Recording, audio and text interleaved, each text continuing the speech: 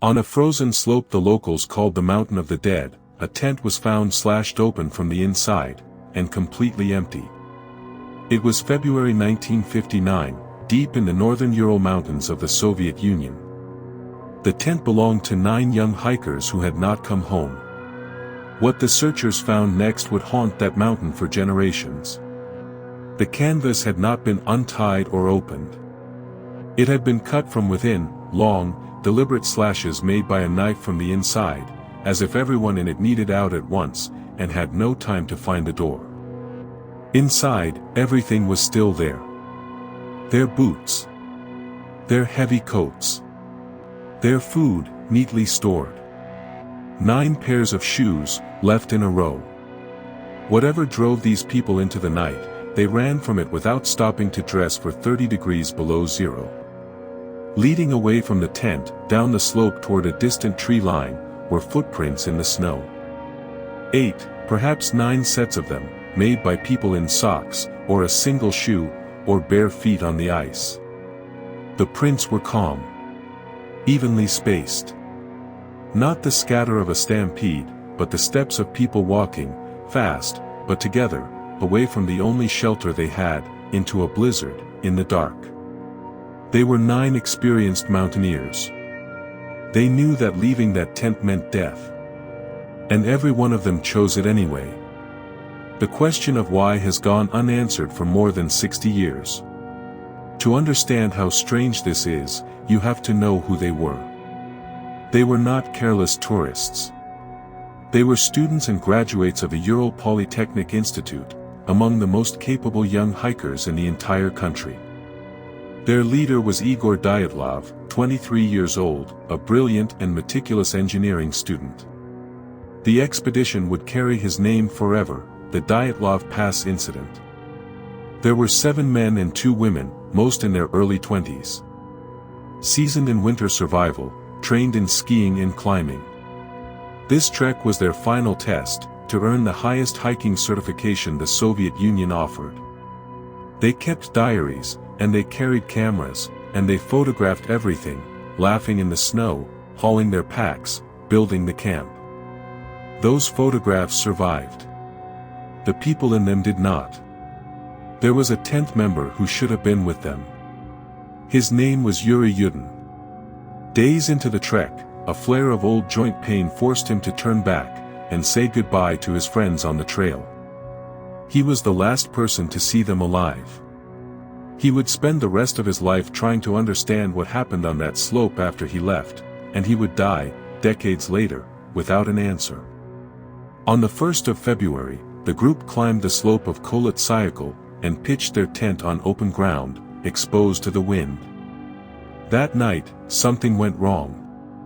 We only know how it ended. When the group missed their return date, no one panicked at first. Delays were common in the mountains. But as the days passed with no telegram, the families demanded a search, and rescue teams set out into the Urals.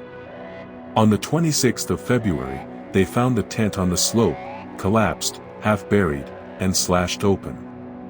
From it, the trail of footprints led downhill, and the searchers followed them toward the trees. At the forest edge, beneath a tall cedar, they found the first 2. They lay near the cold remains of a small fire, dressed only in their underwear, though the night had been brutally, killingly cold. The cedar above them told its own story. Branches were broken as high as 5 meters up. Someone had climbed it in the dark, tearing at the limbs, perhaps to look back toward the tent, or to feed a fire that never saved them. Between the cedar and the tent, they found 3 more, including Dyatlov himself. They lay spaced apart, faces turned up the slope, frozen mid-crawl. They had died trying to climb back to the shelter they had cut themselves out of. 5 were now accounted for. All had died of hypothermia, the cold taking them one by one as they struggled in the dark. It was a terrible tragedy. But it was not yet a mystery. The mystery was the 4 still missing. It would take 2 more months, and the spring thaw, before the snow gave them up.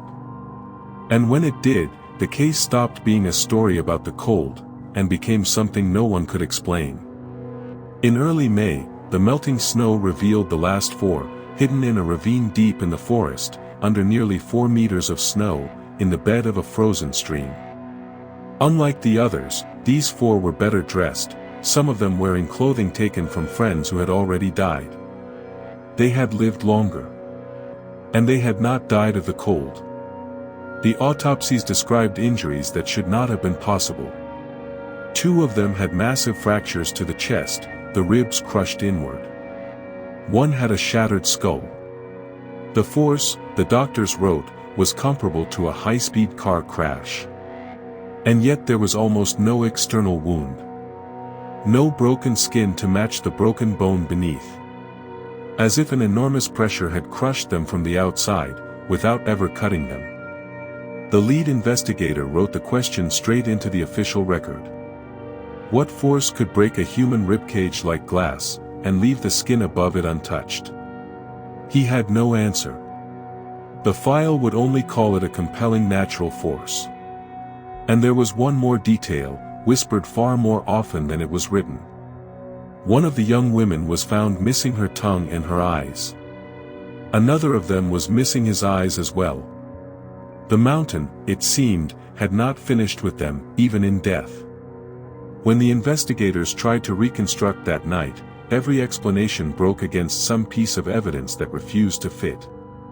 When their clothing was tested, some of it was found to carry traces of radiation, higher than it ever should have been. No one could say with any certainty how it got there, or what it meant. Other hikers, miles away that same night, reported strange orange spheres of light drifting across the sky above the mountains. Military and weather observers logged the very same lights in the weeks around the tragedy. The Mansi, the native people of the region, were suspected first. The mountain was sacred to them, and its name, Kholat Syakhl, means mountain of the dead. But there was no sign of any other human being on that slope. No tracks but the hiker's own. So the theories multiplied. A sudden avalanche. A wind so violent it drove them mad. A secret weapon, tested in the dark. Even, in the wildest tellings, a creature on the mountain. Each one explained a piece, and left all the rest in shadow. But the hardest fact to explain was the simplest one. 9 trained survivors, who knew exactly what the cold would do to them, deliberately cut open their only shelter and walked out into it. Whatever was inside that tent, they judged it worse than freezing to death. For 60 years the file stayed closed, and the silence let the legends grow. Then, recently, science came back to the mountain to try once more. In 2019, Russian authorities reopened the case. And in 2021, a team of scientists offered the most convincing answer yet, a small, delayed slab of snow. Their model showed how the group, by cutting into the slope to pitch their tent, may have weakened the snow above them.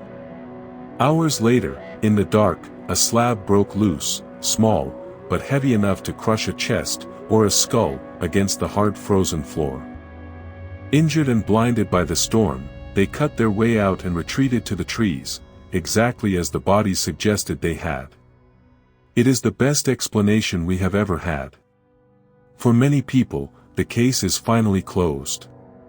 And yet, the slope was gentle, the kind avalanches rarely choose. The searchers found no avalanche debris at all. It does not explain the radiation, or the lights in the sky, or how the injuries left no mark. The mountain keeps a few of its secrets still. And remember Yuri Yudin, the 10th man, who turned back, and lived. He carried the weight of that last goodbye for the rest of his days. When he died in 2013, he asked to be buried beside his friends. He never learned what they ran from. Perhaps no one ever will. What do you think happened on the Mountain of the Dead? Tell me your theory in the comments. And the next file is already open.